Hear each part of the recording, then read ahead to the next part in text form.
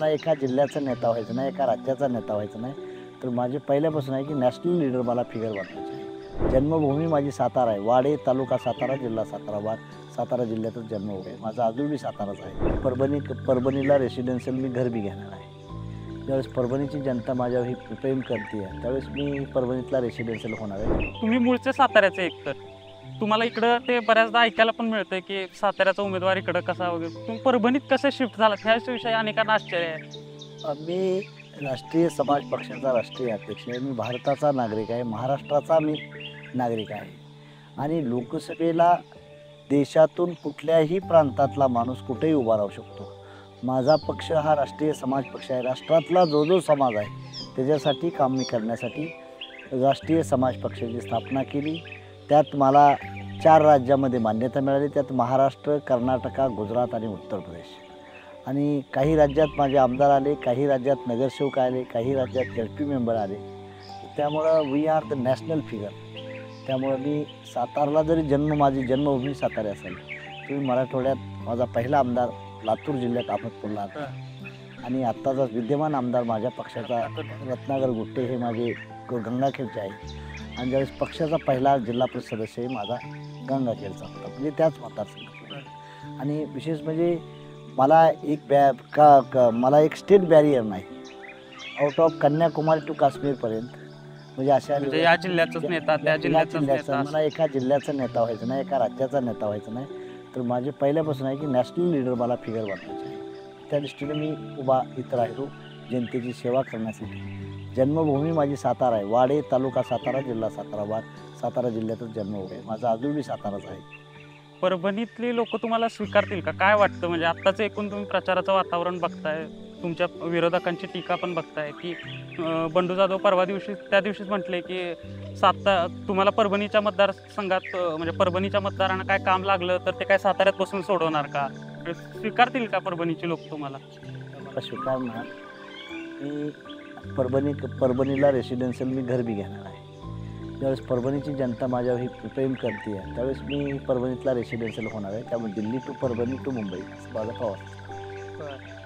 साहेब, आपण बघितलं की मराठवाड्यातले बहुतांश जे मतदारसंघ आहेत त्याच्यावर शिवसेनेचा बराच होल्ड आहे. म्हणजे त्यात छत्रपती संभाजीनगर असेल, परभणी असेल, धाराशिव असेल.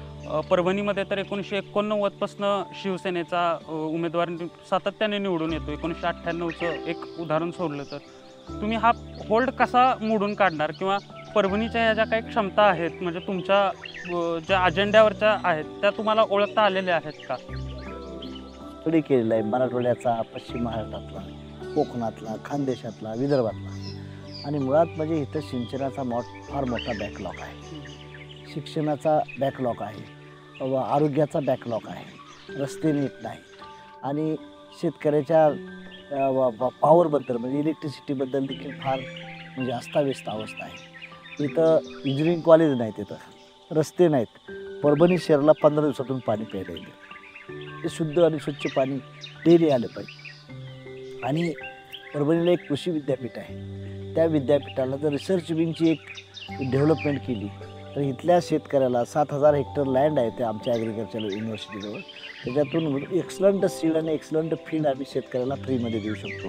त्याचं जर आपण एब्रॉडेशन केलं, थोडं युनिव्हर्सिटीचं एक्सपान्शन चांगल्या लेवलनं केलं, त्याला फंडिंग दिलं आणि तिथं कर्मचारी वर्ग जर परमनंट चांगला दिला तर ती युनिव्हर्सिटी अतिशय राहुरी विद्यापीठासारखी बनू शकते. हा माझा काय असा आहे.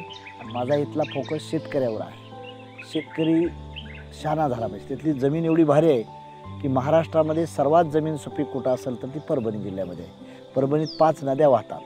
त्या 5 नद्याचं योग्य युटिलायझेशन केलं आणि त्याचं पाणी जर सिंचनात आम्ही रूपांतर केलं तर परभणी जिल्हा हा एकदम दुष्काळमुक्त होऊ शकतो.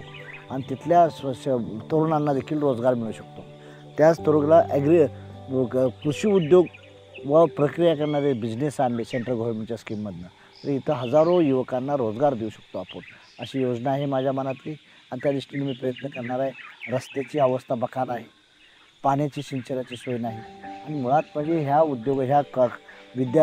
युवकांना रोजगार नाही, हाताला काम नाही. त्यामुळे तिथे MIDC एक स्टार MIDC आणण्याचा माझा प्रयत्न आहे.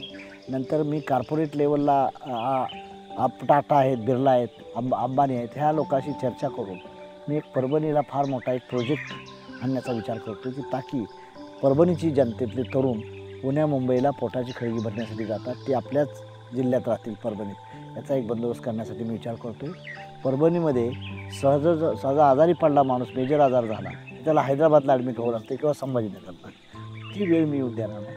मेडिकलचा हब देखील मी परभणीला उभा करण्याचा प्रयत्न करतो आहे.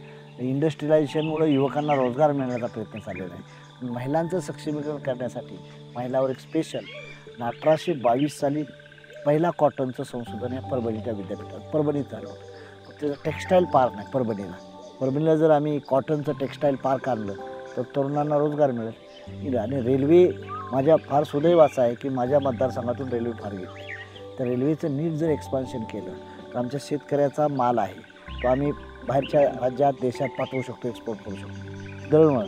पण रेल्वेचं काय केलं पाहिजे, 2500 एकर लँड आहे आमची, तिथं जर एखादं वंदे भारत ट्रेनसारखी बोगी तयार करण्याचा प्रयत्न झाला. मी मोदी साहेबांना विनंती करून मी एक प्रोजेक्ट आणणार आहे तसा.